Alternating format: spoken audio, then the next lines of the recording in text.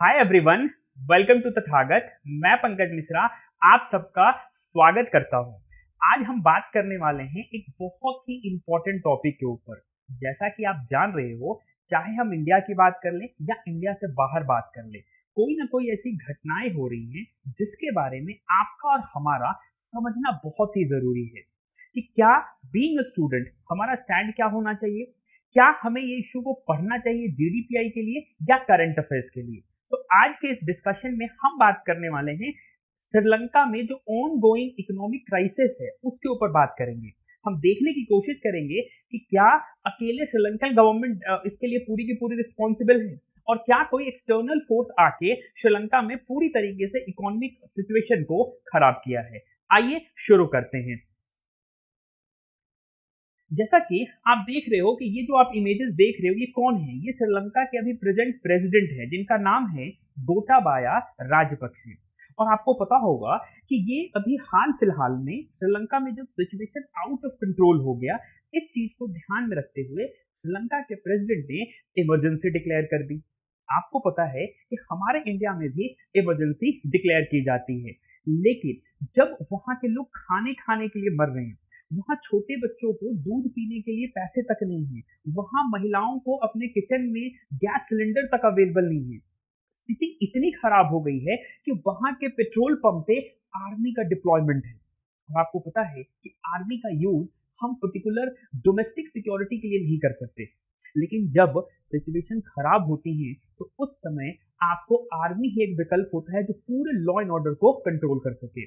आज श्रीलंका में 2-2 kilometre 3-3 kilometre तक लंबी लाइनें लगी हैं पेट्रोल लेने के लिए, गैस लेने के लिए, जितनी भी जरूरत के सामान हैं, जो डेली नीड्स हैं, जो जिसके लिए आपका जीवन पूरी तरीके से डिपेंडेंट होता है, श्रीलंका में वो चीजें अवेलेबल नहीं है। और उसके लिए क्या ये प्रेसिडेंट जिम्मेवार है, क्या ये गोटाबाया राजपक्षे जिम्मेवार है? आज की इस वीडियो में हम इन्हीं चीजों को लेकर डिस्कशन करेंगे। देखो, सबसे पहले देख लो कि जब ये सिचुएशन खराब हुई ना, तो जो श्रीलंका के प्रेसिडेंट हैं उन्होंने बोला कि भाई देखो, हमारी जो कैबिनेट है, जिसको इंडिया में जो प्राइम मिनिस्टर मोदी जी हैं, हमारे इंडिया में पार्लियामेंट्री फॉर्म ऑफ गवर्नमेंट है। मतलब हमारे गवर्नमेंट का जो हेड है वो प्राइम मिनिस्टर है, लेकिन कंट्री का हेड कौन है? रामनाथ कोविंद है। लेकिन श्रीलंका में क्या है? श्रीलंका में basically presidential form of government है। क्या है? प्रेसिडेंशियल फॉर्म ऑफ गवर्नमेंट है। मतलब वहां पे कंट्री का हेड और गवर्नमेंट का हेड कोई एक ही व्यक्ति है, दैट इज गोटाबाया राजपक्षे। और इसीलिए इन्होंने बोला कि हम पूरे के पूरे श्रीलंकन कैबिनेट को डिसॉल्व करते हैं और न्यू गवर्नमेंट फॉर्मेशन के लिए ऑपोजिशन पार्टी को इनवाइट करते हैं कि आप आओ गवर्नमेंट बनाओ। ये जो गोटाबाया राजपक्षे हैं, इन्होंने 2019 में बीइंग अ प्रेसिडेंट की चार्ज संभाली थी और इनके जो छोटे भाई हैं अभी करंट प्राइम मिनिस्टर हैं। तो इन्होंने जो पूरी की पूरी कैबिनेट थी, जैसे हमारे इंडिया में राजनाथ सिंह है, अमित शाह है, तमाम ऐसे जो मिनिस्टर हैं, अगर ऐसी कोई सिचुएशन आती है तो हमारे इंडिया के भी जो प्रेसिडेंट हैं रामनाथ कोविंद, वो क्या करेंगे? पूरी तरीके से कैबिनेट को डिसॉल्व कर देंगे। वैसे ही इन्होंने क्या किया है कि कैबिनेट को डिसॉल्व तो किया है, बट प्राइम मिनिस्टर जो है वहां के महिंदा राजपक्षे, उन्होंने स्टेप डाउन नहीं किया है। इट मींस कि जो रिस्पॉन्सिबल मिनिस्टर है, फिनेंस है, डिफेंस है, होम है, एग्रीकल्चर है, उनको रिमूव कर दिया है और बोला है कि नए मिनिस्टर आए और श्रीलंका को आगे बढ़ाएं और श्रीलंका जो भी ऑन गोइंग इकोनॉमिक क्राइसिस से जूझ रहा है, इससे हम बाहर निकालते हैं। अब सबसे पहले देखने की बात है कि अभी श्रीलंका में सिचुएशन क्या है। श्रीलंका में जो इन्फ्लेशन है वो डबल डिजिट को पहुंच चुका है और खासकर वहां के जो गरीब लोग हैं, लोअर मिडिल क्लास हैं, वो खाने खाने के लिए मुहताज हैं। कोई भी जरूरत के सामान उनको नहीं मिल पा रहा है और ये शो कर रहा है कि श्रीलंका में इन्फ्लेशन अब तक के सबसे वर्स्ट कंडीशन में है। मैं आपको एक आंकड़ा बताऊं, श्रीलंका जो है, श्रीलंका को जो इंडिपेंडेंस मिला है 1948 में मिला है, यानी कि हमें इंडिपेंडेंस मिला 1947 में, बट श्रीलंका को ठीक उसके एक साल बाद मिला। और श्रीलंका को भी किससे इंडिपेंडेंस मिला? यूनाइटेड किंगडम से। वर्ल्ड के 2/3 देशों पे किसका कब्जा था? सिर्फ और सिर्फ यूनाइटेड किंगडम का कब्जा था। और 1948 से एक आइलैंड नेशन है। इंडिया और श्रीलंका के रिलेशन बहुत अच्छे हैं, बट फिर भी श्रीलंका की कंडीशन बहुत ही वर्स्ट हो चुकी है। आप देख सकते हो 1 केजी राइस का कीमत कितना हो गया? 200 रुपए केजी। आप सोच सकते हो कितना। जो हम नॉर्मल बिस्लरी का बॉटल जो 20 रुपए में खरीदते हैं 1 लीटर, श्रीलंका में 200 रुपए में मिल रहा है। कैन यू इमेजिन कितनी महंगाई बढ़ गई है। मतलब आप 400 ml जो मिल्क पाउडर होता है उसकी कीमत 800 रुपए है, एक सिलेंडर की कीमत 4200 रुपीज है। आप समझ सकते हो कि इन्फ्लेशन कितना बढ़ चुका है। साथ में शुगर, 1 kg शुगर का जो रेट है वो 200 रुपए हो चुका है। और तमाम चीजें आप देखोगे, खाने पीने की चीजें जो है वो श्रीलंका में बहुत ज्यादा महंगाई बढ़ चुकी है। मैं एक एग्जांपल आपको बताऊं कि $1 इक्वल टू श्रीलंका में ऑलमोस्ट 219 रुपए तक पहुंच चुका है। यानी कि आप सोच सकते हो कि एक तरफ तो इन्फ्लेशन बढ़ रहा है, साथ ही साथ श्रीलंकन रुपीज कॉन्टिन्यू डिप्रिशिएट हो रहा है, जिसका कारण है कि हम ज्यादा से ज्यादा चीजें इंपोर्ट नहीं कर पा रहे। अब देखो सिचुएशन अगर देख सकते हैं तो अब श्रीलंका का जो इकोनॉमिकल क्राइसिस है वो एक तरीके से ह्यूमैनिटेरियन क्राइसिस में कन्वर्ट हो चुका है। क्यों? क्योंकि वहां के लोग दाने दाने के लिए मोहताज है, खाने के लिए पैसा नहीं है, लोग सड़कों पर उतरे हैं। आप देख सकते हो ये डायरेक्ट प्रेसिडेंट गोटाबाया राजपक्षे के घर तक घुसने की लोगों ने कोशिश की। लोगों की सिर्फ और सिर्फ एक ही डिमांड है कि ये जो भी करंट गवर्नमेंट है ये अपनी रिस्पॉन्सिबिलिटी से पीछे हट चुके हैं। इन्होंने श्रीलंका को कर्ज के मुंह में धकेल दिया है, इसीलिए राजपक्षे फैमिली को स्टेप डाउन करना चाहिए।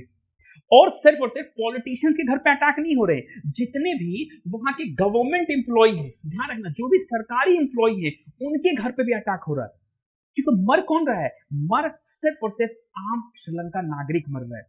जो मजदूरी करने वाले लोग हैं, जो रिक्शा चलाने वाले लोग हैं, जो लोअर मिडिल क्लास के लोग हैं, ऐसे लोग मर रहे हैं। क्योंकि एक तरफ आप इंप्लॉयमेंट जनरेट नहीं कर रहे हो और करप्शन का जो लेवल है श्रीलंका में अपने पीक पे पहुंच चुका है। क्योंकि जब करप्शन अगर ऊपर पहुंचेगा तो इसमें बेनिफिट किसको मिलता है? सिर्फ और सिर्फ गवर्नमेंट एम्प्लॉय के लोगों को और पॉलिटिशियंस को। और इसीलिए वहां पे एक ह्यूमैनिटेरियन क्राइसिस हो चुकी है और साथ ही साथ तमाम देशों ने मदद की पेशकश की है श्रीलंका को। इसमें भारत ने भी हेल्प करा है, तमाम देश आगे आए हैं श्रीलंका को इस इकोनॉमिकल क्राइसिस से निकालने के लिए। अब इसमें एक सबसे हैरानी की बात आई है यूनाइटेड स्टेट की तरफ से। एक तरफ तो अमेरिका कहता है कि मैं वर्ल्ड का सुपर पावर हूं और मैं हर देश की डेमोक्रेसी को स्टैब्लिश करने के लिए, वहां के ह्यूमन राइट्स को प्रोटेक्ट करने के लिए मैं आगे आऊंगा। श्रीलंका में इतनी बड़ी क्राइसिस चल रही है और यूएस का स्टेटमेंट क्या आ रहा है कि श्रीलंकन गवर्नमेंट वहां के लोगों को प्रोटेस्ट करने से क्यों रोक रही है, वहां के लोगों को जेल में क्यों डाल रही है, श्रीलंका ने इमरजेंसी क्यों डिक्लेयर करी है, ये यूएस कह रहा है। यूएस को तो बढ़ चढ़ के आगे आना चाहिए, यूएस को तो बोलना चाहिए ये लो 2 बिलियन 5 मिलियन 6 मिलियन और श्रीलंका को उससे बाहर निकालना चाहिए। लेकिन यूएस कह रहा है कि वहां प्रोटेस्टर्स को क्यों रोक रहे हो। ये शो करता है कि जिस तरीके से यूएस ने यूक्रेन को आगे पुश करके इतना बड़ा वॉर क्रिएट कराया, वैसे ही श्रीलंका को बचाने के लिए ये वर्ल्ड का जो ठेकेदार है अमेरिका, ये आगे नहीं आ रहा। ये शो कर रहा है कि कहीं ना कहीं अमेरिका के इंटेंशन सही नहीं है। अब हम बात करेंगे कि what is the reason behind कि जो श्रीलंका में ये सारी प्रॉब्लम चल रही हैं। श्रीलंका में रातों रात तो ये चीजें हुई नहीं। मैं आपको बताऊं एक छोटी सी स्टोरी से मैं आपको शुरू करना चाहूंगा कि श्रीलंका में जो मेन प्रॉब्लम है, दो चीजें हैं। एक है आपका ट्विंस डेफिसिट, अभी अगर कॉन्सेप्ट को समझोगे व्हाट इज ट्विंस डेफिसिट, और दूसरा है राजपक्षे फैमिली। ये दो मेजर कारण हैं श्रीलंका में ऑन गोइंग क्राइसिस को लेके। मैं आपको छोटा सा एक एग्जांपल बताऊं। 1983 में इंडिया ने क्या किया था? क्रिकेट वर्ल्ड कप जीता। और 1983 में वर्ल्ड कप जीतने के बाद वेस्ट इंडीज की टीम इंडिया आई थी और इंडिया वेस्ट इंडीज के बीच में पहला जो मैच हुआ था वो श्रीनगर में हुआ था 1983 में। तो आप सोच सकते हो कि 1983 में जम्मू एंड कश्मीर के हालात तो खराब नहीं रहे होंगे, क्योंकि उस जमाने में क्रिकेट मैच खेलना इट मींस कि जम्मू एंड कश्मीर उस समय पीसफुल एनवायरनमेंट में जी रहा था। स्थितियां खराब कब हुई जम्मू एंड कश्मीर की? 1989 से स्थितियां खराब होनी शुरू हो गई। इट मींस कि इन 4-5 सालों में टेररिज्म बहुत ज्यादा बढ़ा जम्मू एंड कश्मीर में। वैसे ही लोग कहते हैं कि अभी जो लोग कह रहे हैं कि श्रीलंका में जो प्रॉब्लम हुआ है ये 1-2 दिन नहीं, ये पिछले 10 से 15 साल का जो गलत डिसीजन लिया है श्रीलंका की गवर्नमेंट ने, उसका खामियाजा अभी श्रीलंका के लोगों को भुगतना पड़ रहा है। आइए समझने की कोशिश करते हैं। सबसे पहले समझते हैं कि ये कैड क्या है, करंट अकाउंट डेफिसिट क्या है। देखो जब भी हम CAD की बात करेंगे, शॉर्ट फॉर्म में समझ लो, करंट अकाउंट डेफिसिट। मान लेते हैं कि किसी भी देश में, ध्यान रखना, किसी भी देश में इंपोर्ट ज्यादा हो और एक्सपोर्ट कम हो।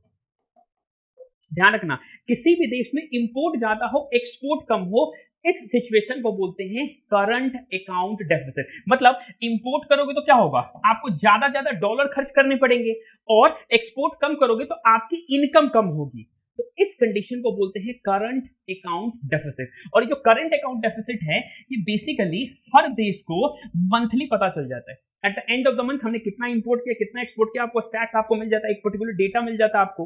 वैसे ही यहाँ पे एक टर्म है एफडी। एफडी का मतलब क्या हुआ, फिस्कल डेफिसिट। क्या बोलते हैं, फिस्कल डेफिसिट। डेफिसिट का मतलब जिसको सिंपल में समझना है, आप समझ लो कि लॉस। होता क्या है कि जब आपकी इनकम कम हो, ध्यान रखना, जब आपकी इनकम बहुत कम हो और एक्सपेंडिचर बहुत ज्यादा हो, इस कंडीशन को बोलते हैं फिस्कल डेफिसिट। और फिस्कल डेफिसिट जनरली आपको एनुअली बेसिस पे किसी भी देश में पता चलती है कि उस सरकार की आय कितनी थी, उस सरकार का खर्च कितना था। जैसे इंडिया में हम बजट प्रेजेंट करते हैं तो हम बताते हैं कि हमारी एक साल में इनकम कितनी होगी, टेंटेटिव इनकम कितनी होगी और टेंटेटिव एक्सपेंडिचर कितना होता है। तो वैसे ही जब किसी भी देश में करंट अकाउंट डेफिसिट और फिस्कल डेफिसिट एक साथ कोएग्जिस्ट करे, ऐसे टर्म को हम बोलते हैं ट्विंस डेफिसिट। तो श्रीलंका सबसे बड़ी किस चीज से जूझ रहा है, ट्विंस डेफिसिट से जूझ रहा है। अब हम बात करते हैं राजपक्षे डायनेस्टी की।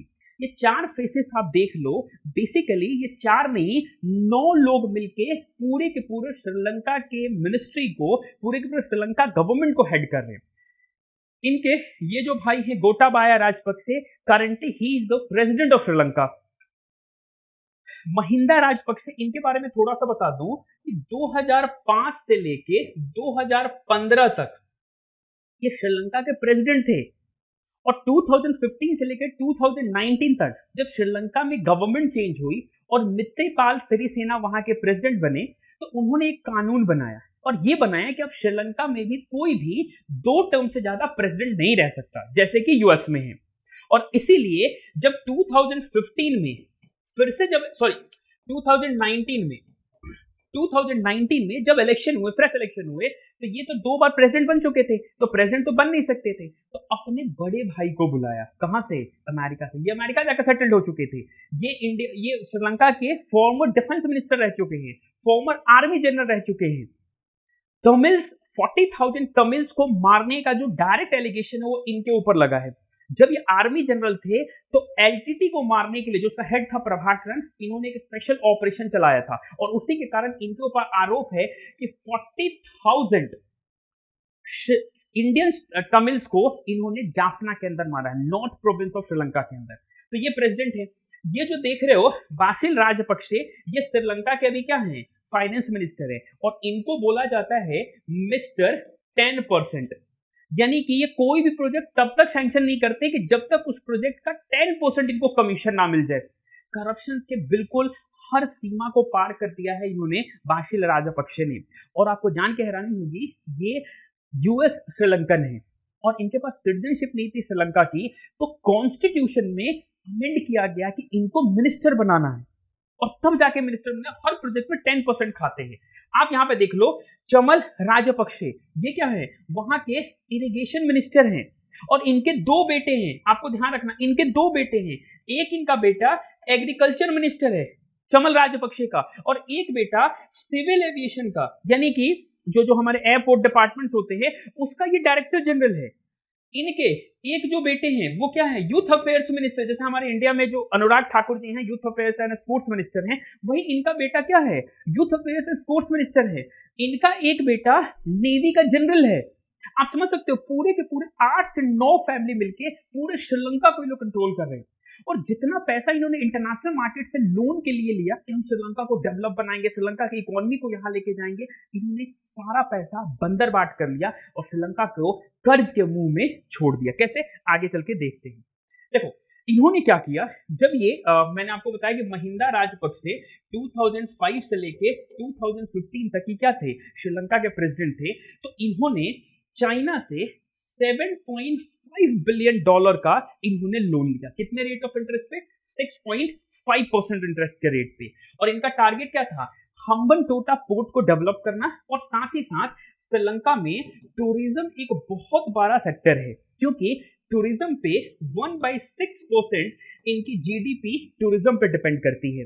तो इन्होंने श्रीलंका के टूरिज्म सेक्टर को प्रमोट करने के लिए और श्रीलंका में अलग अलग पोर्ट बनाने के लिए, तो आपको पता है कि श्रीलंका एक आइलैंड नेशन है, तो वहां पोर्ट बनाना बहुत आसान है। इन्होंने सोचो 6.5% रेट ऑफ इंटरेस्ट से इन्होंने लोन लिया। आप वर्ल्ड बैंक और आईएमएफ से लोन लोगे ना तो आपको 3 to 4% के रेट ऑफ इंटरेस्ट पे मिल जाता है। क्यों? क्योंकि श्रीलंका एक अंडर डेवलपिंग इकोनॉमी है और इन्होंने चाइना के इन्फ्लुएंस में आके, ये जो राजपक्षे फैमिली है ना, ये चाइना प्रो चाइनीज माने जाते हैं और इसी के इन्फ्लुएंस में आके इन्होंने 6.5% पे इन्होंने लोन लिया और हम्बनटोटा पोर्ट को तो डेवलप कर लिया, लेकिन जब रीपे करने की बारी आई तो श्रीलंका ने हाथ खड़े कर दिए। बोला कि हमारे पास तो पैसे ही नहीं कि हम आपको पे करें, जिसके कारण चाइना ने पूरे के पूरे हम्बनटोटा पोर्ट को 99 ईयर्स के लीज पे अपने पास रख लिया। तो एक तो सबसे बड़ी इनकी गलती ये थी कि इन्होंने चाइना से अपनी औकात से बाहर जाके लोन लिया, जिसके कारण इनको सारा खामियाजा भुगतने को मिला। अब आप देखो कि हुआ क्या। इसी बीच जो सारी चीजें इनकी चल रही थी, हम्बनटोटा पोर्ट का लोन ले लिया, जिस तरीके से इनको डेवलपमेंट करना चाहिए टूरिज्म सेक्टर में और अलग अलग इकोनॉमी को बढ़ाने के लिए राजपक्षे फैमिली ने किया नहीं। सब भाई बहन बेटे ने मिलके बंदर बांट कर लिया, जो इन्होंने चाइना और वर्ल्ड बैंक से लोन लिया था। 3 बिलियन वर्ल्ड बैंक से भी लिया, 7.5 बिलियन चाइना से लिया और 3 बिलियन के आसपास वर्ल्ड बैंक और आईएमएफ से लिया। 10 बिलियन पैसे का बंदर बांट कर लिया ये सारी की सारी फैमिली ने। श्रीलंका की जो पूरी की पूरी इकोनॉमी है वो टूरिज्म के ऊपर डिपेंडेंट है। टूरिज्म को इन्होंने डेवलप करने के लिए कुछ बहुत बड़ा काम किया नहीं। साथ ही साथ 2019 में श्रीलंका में ईस्टर अटैक हुआ, मतलब जो एक क्रिश्चियन का एक बहुत बड़ा फेस्टिवल होता है उसमें अटैक हुआ, जिसके कारण श्रीलंका में जो बाहर से आने वाले टूरिस्ट वो डर गए, क्योंकि श्रीलंका को कहा जाने लगा श्रीलंका में अब टेररिस्ट अटैक हो रहा है, क्रिश्चियन को चुन चुन के मारा जा रहा है। इस चीज को ध्यान में रखते हुए श्रीलंका की टूरिज्म सेक्टर धीरे धीरे डाउनफॉल होने लगा और टूरिस्टों की संख्या घटने लगी, जिसके कारण श्रीलंका की जो मेजर कमाई होती थी टूरिज्म से वो धीरे धीरे घटने लगा। अब देखो कहां श्रीलंका 455 मिलियन पर एनम कमाता था, लेकिन जुलाई आते आते तक इसकी इकोनॉमी पूरी तरीके से डंप हो गई टूरिज्म सेक्टर की, क्योंकि कोविड पे अटैक हुआ। कोविड के कारण ईस्टर पे जो सारी घटनाएं हुई टेररिज्म की, उससे इंपैक्ट पड़ा श्रीलंका में और श्रीलंका की कमाई जो इतनी होती थी ये घट के कहां पहुंच गई 3 मिलियन पर ईयर। तो सोच सकते हो जो फॉरेन कमाई की जो सबसे बड़ा एक जरिया था टूरिज्म, वो पूरी तरीके से डाउन हो गया। आगे देखते और क्या था। जो 2019 में गोटाबाया राजपक्षे प्रेसिडेंट बने तो उन्होंने बड़े बड़े वादे किए, जैसे इमरान खान जो 2019 में बना तो बड़े बड़े वादे किए, हम ये कर लेंगे पाकिस्तान में, वो कर लेंगे पाकिस्तान में। वैसे ये आए और इन्होंने बोला हम टैक्स की कटौती करेंगे, लोगों को ऑर्गेनिक फार्मिंग देंगे, लोगों को फैसिलिटी देंगे, श्रीलंका को हम एक टॉप क्लास की इकोनॉमी बनाएंगे, टूरिज्म सेक्टर को बूस्ट करेंगे। गोटाबाया राजपक्षे ने कुछ नहीं किया। इन्होंने 30% टैक्स डिडक्शन तो कर दिया कि चाहे इनकम टैक्स हो, चाहे कॉर्पोरेट टैक्स हो, चाहे लोकल टैक्स हो, हम 30% का छूट देंगे। बट इसी के टाइम पे 2019 में कोविड आ गया और श्रीलंका में इसके साथ साथ अटैक हो गया, जो ईस्टर अटैक आपको बताया। तो इन्होंने टैक्स इसलिए कम किया कि ताकि ज्यादा से ज्यादा लोग टैक्स देंगे, तो जब ज्यादा से ज्यादा लोग टैक्स देंगे तो सरकार की इनकम बढ़ेगी। लेकिन कोविड ने और श्रीलंका में जो संडे को ईस्टर अटैक हुआ था, वो दोनों ने श्रीलंका की इकोनॉमी को धराशायी कर दिया और गवर्नमेंट चाह के भी टैक्स के रेट को बढ़ा नहीं पाई, क्योंकि आपने पोल प्रोमिसेस किए थे चुनाव के पहले, तो आप इसको कर नहीं सकते थे। तो एक तो ईस्टर, कोविड और दूसरा इन्होंने टैक्स को लेके कम कर दिया। आगे देखते हैं इन्होंने क्या किया। जब गोटाबाया राजपक्षे बने तो इन्होंने बोला कि नहीं, हम श्रीलंका को एज ऑर्गेनिक फार्मिंग स्टेट बनाएंगे, यानी कि श्रीलंका में पेस्टिसाइड का यूज नहीं होगा, केमिकल का यूज नहीं होगा। मैं आपको स्टैट्स देता हूं। इंडिया का एक स्टेट है जिसका नाम है सिक्किम।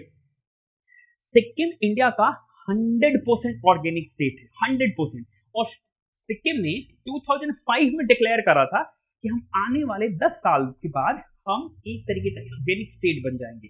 और फाइनली सिक्किम ने 2016 में डिक्लेयर करा कि right now we are organic state. एक छोटा सा स्टेट जिसकी जनसंख्या तकरीबन 10 लाख के आसपास है, उसको 10 साल लग गए ऑर्गेनिक स्टेट बनने में। श्रीलंका के प्रेसिडेंट ने उसी साल 2019-20 में ही डिक्लेयर कर दिया कि श्रीलंका की गवर्नमेंट बैन कर रही है किस चीज को लेके, तमाम केमिकल प्रोडक्ट्स को, फर्टिलाइजर्स को, पेस्टिसाइड्स को, और हम 100% किसमें शिफ्ट हो रहे हैं, ऑर्गेनिक फार्मिंग में। ये बहुत बड़ा एक डिसीजन था श्रीलंकन गवर्नमेंट का कि जैसे इंडिया में डीमोनेटाइजेशन हुआ, जीएसटी हो गया, हमारी इकोनॉमी उभरी ही नहीं थी तब तक हमने जीएसटी इंपैक्ट कर दिया, जिसके कारण हमारी इकोनॉमी बीच में डाउन भी हुई थी, आपने देखा होगा, और अभी तक हमारी इकोनॉमी का उस पर इंपैक्ट है। वैसे ही श्रीलंका में टैक्स कट हुए, कोविड आया, आप ईस्टर पे अटैक हुआ, बाहर से टूरिज्म सेक्टर आना बंद हुआ, और उसी साल इन्होंने बोल दिया हम ऑर्गेनिक स्टेट करेंगे। श्रीलंका की पॉपुलेशन 2 से 3 सीआर के आसपास है, 10 लाख पॉपुलेशन को करने में 10 साल लग गए। श्रीलंका बोला हम 1 साल में ऑर्गेनिक फार्मिंग करेंगे। इसका नतीजा क्या हुआ? इसका नतीजा ये हुआ कि श्रीलंका में राइस प्रोडक्शन, टी प्रोडक्शन बहुत तेजी से नीचे गिरा। देखो इसका स्टैट्स क्या है, due to organic farming 20% loss production in rice production, यानी राइस का 20% प्रोडक्शन नीचे गिर गया, और 50% प्रोडक्शन किस में गिर गया? आपके टी प्रोडक्शन में। और इसी कारण श्रीलंका को हर साल $2 बिलियन का लॉस होने लगा। श्रीलंका ने सिर्फ और सिर्फ राइस इंपोर्ट करना शुरू कर दिया। मतलब एक समय जहां श्रीलंका सेल्फ डिपेंडेंट था राइस के लिए, आज श्रीलंका दूसरे देशों से राइस इंपोर्ट करता है। ये इंपैक्ट है कि श्रीलंका में सब कुछ ठीक नहीं चल रहा, साथ ही साथ इसका 50% टी प्रोडक्शन कम हो गया, और ये सबसे ज्यादा यूक्रेन, रशिया और यूरोप, इन 3 पर्टिकुलर एरिया में ये क्या करते थे? टी का एक्सपोर्ट करते थे।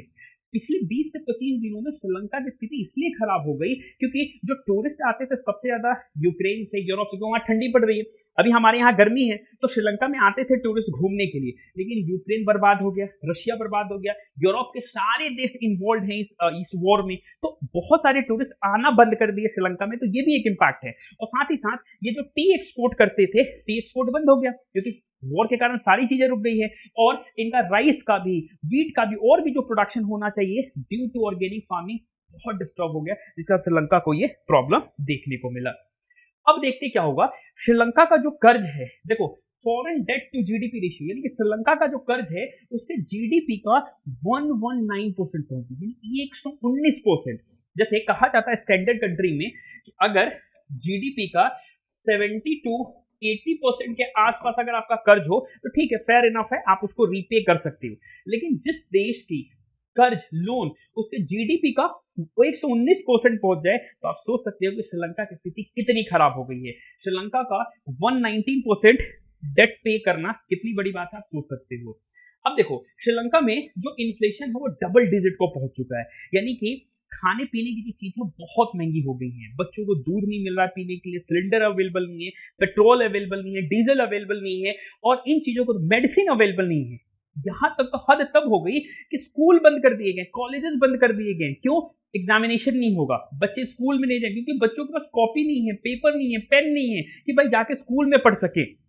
सरकार के पास कहा जा रहा है कि पेपर इंपोर्ट करने के पैसे नहीं है कि श्रीलंकन रुपीज वो प्रिंट कर सके। तो कितनी बड़ी क्राइसिस आई है।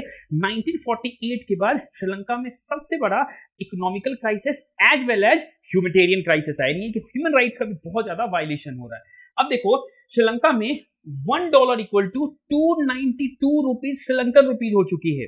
आप सोचो कि डिप्रिसिएशन कितना हुआ है। श्रीलंकन रुपीज की वैल्यू खत्म के बराबर हो चुकी है। लोग के पास पैसा नहीं खरीदने के लिए, और ना ही इंटरनेशनल कम्युनिटी उनको सपोर्ट कर रहा है। श्रीलंका का फॉरेक्स रिजर्व कितना बचा है?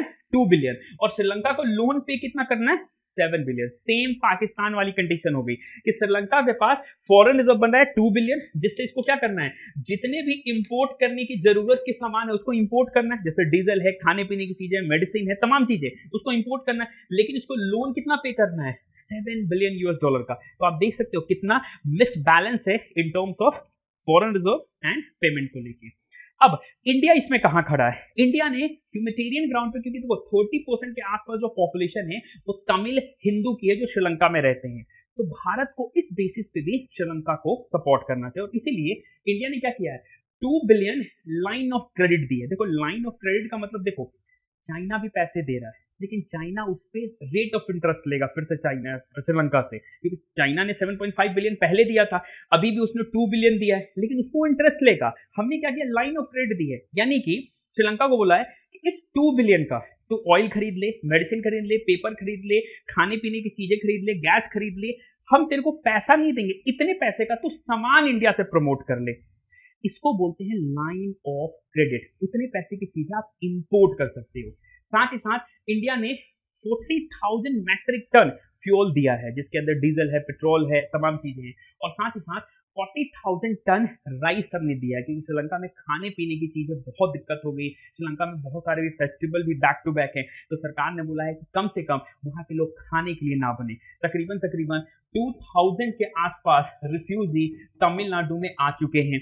तमिलनाडु के चीफ मिनिस्टर अभी मोदी जी से मिले हैं और उन्होंने बोला है कि हमें वो पावर दीजिए कि हम श्रीलंकन रिफ्यूजीज को हम अपने पास रख पाए। साथ ही साथ चाइना ने 2.5 बिलियन यूएस डॉलर का लोन दिया है, लेकिन वो चाइना क्या करेगा, इस पे इंटरेस्ट लेगा। तो ये शो हो रहा है कि अगर आप नेपोटिज्म की पॉलिटिक्स करोगे, एक ही फैमिली और एक ही परिवार पूरे पार्टी को कंट्रोल करेगा, पूरे कंट्री को लीड करेगा, तो आज देखो श्रीलंका की हालत क्या हो गई। तो श्रीलंका के हालात अभी खराब नहीं हुए, श्रीलंका के हालात 2005 से खराब होने शुरू हो गए थे, लेकिन उसका इम्पैक्ट आज श्रीलंका के लोग आज देख रहे हैं। और इसलिए कहा जा रहा है कि आप अपने कंट्री को स्ट्रांग करें। अगर आपकी कंट्री स्ट्रांग नहीं होगी, आपकी लीडरशिप स्ट्रांग नहीं होगी, तो जैसे हालात आज श्रीलंका के हुए हैं, ऐसे ही हालात दूसरे देशों के भी हो सकते हैं। अगर आप सही इकोनॉमिकल पॉलिसी इंप्लीमेंट नहीं करोगे, आप डिसीजन मेकिंग में स्ट्रांग नहीं रखोगे और आप दूसरे देशों पर ज्यादा डिपेंडेंसी अपनी रखोगे, तो आपके हालात खराब ही होंगे। तो उम्मीद करता हूं कि जो भी मैंने श्रीलंका के इशू आपको बताए काफी अच्छे से समझ आया होगा। मिलते हैं अगली क्लास में, तब तक के लिए थैंक यू सो मच।